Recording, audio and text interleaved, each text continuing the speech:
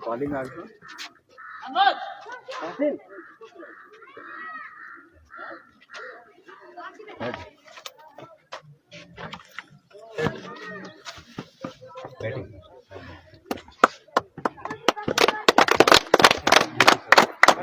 आ रहे हैं।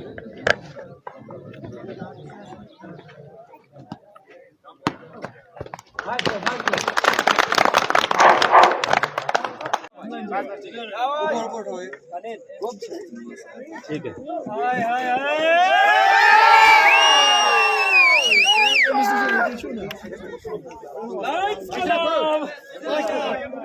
जो आज के हमारे चीफ गेस्ट हैं वो माइक्रोफोन पे 5 मिनट के आ जाए।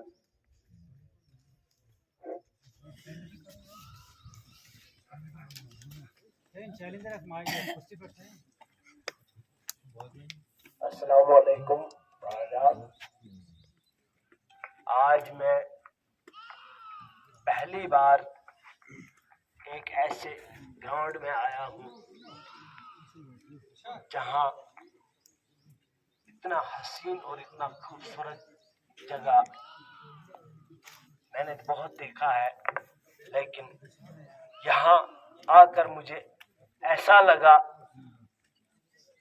कि ये इतना हसीन ग्राउंड बनेगा, लेकिन इसको बनाने वाले नहीं थे। शायद मेरे हिसाब से इसको बनाने वाले ही नहीं रहे,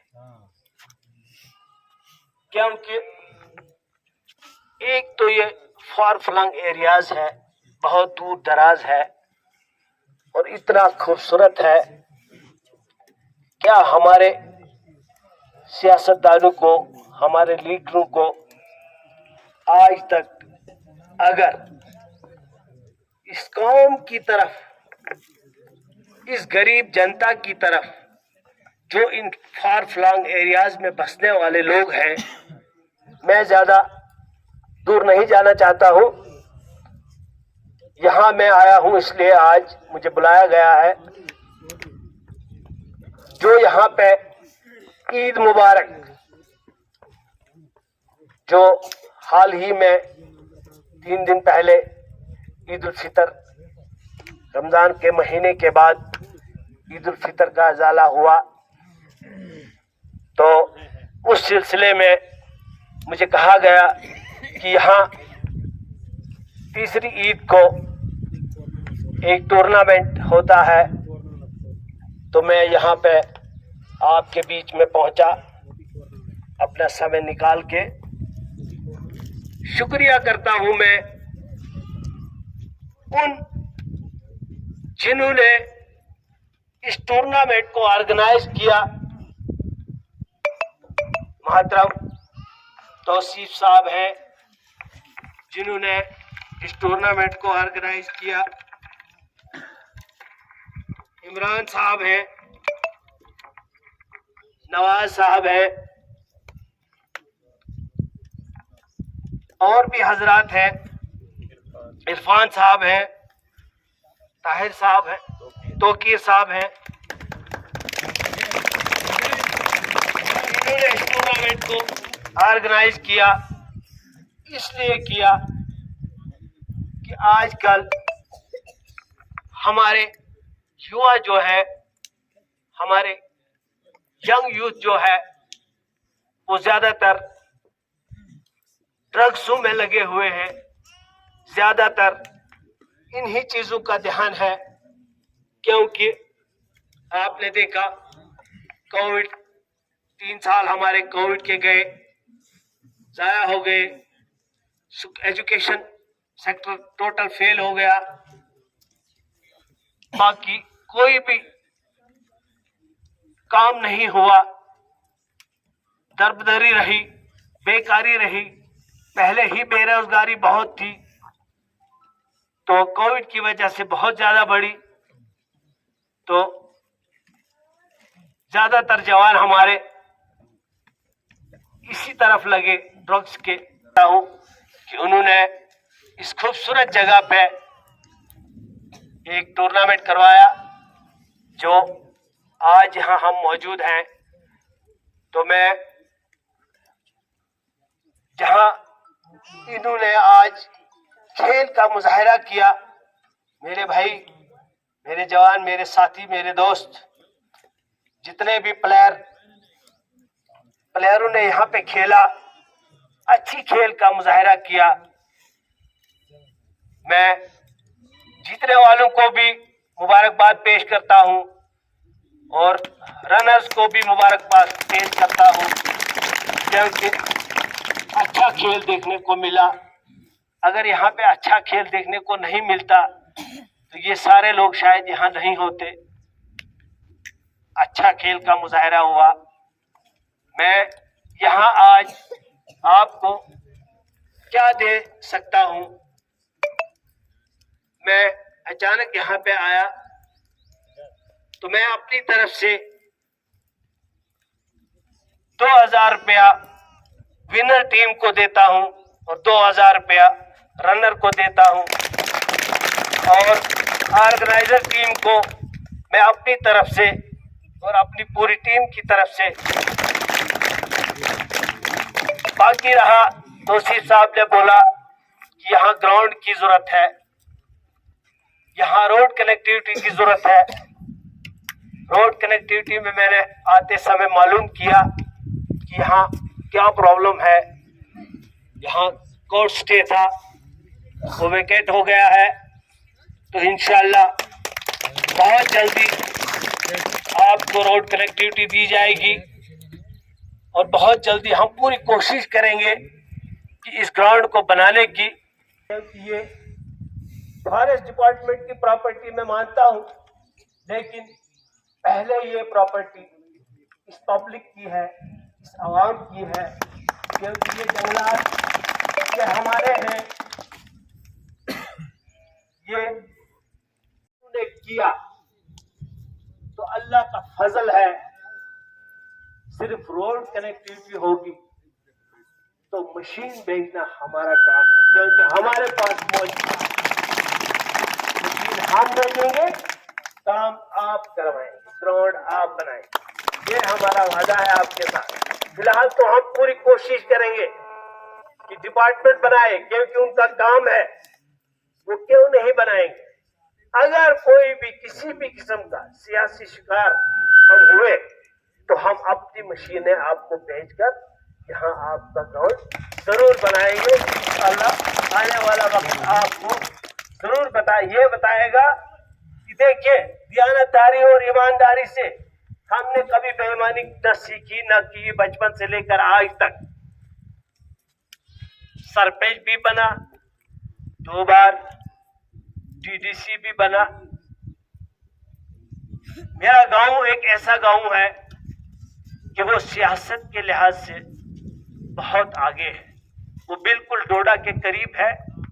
आप जानते हो फुरकान आबाद घाट जिसका नाम है, उस गांव में रहने वाले लोग बहुत पढ़े लिखे लोग हैं, बहुत अच्छे लोग हैं हर लिहाज से, खा वो दुनियाई हो खा वो दीनी हो।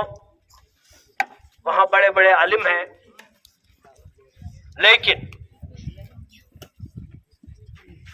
सियासी लिहाज से जब आजाद साहब ब्लॉक प्रेसिडेंट थे तो हमारे गांव में ख्वाजा लस्सावानी एमएलए थे।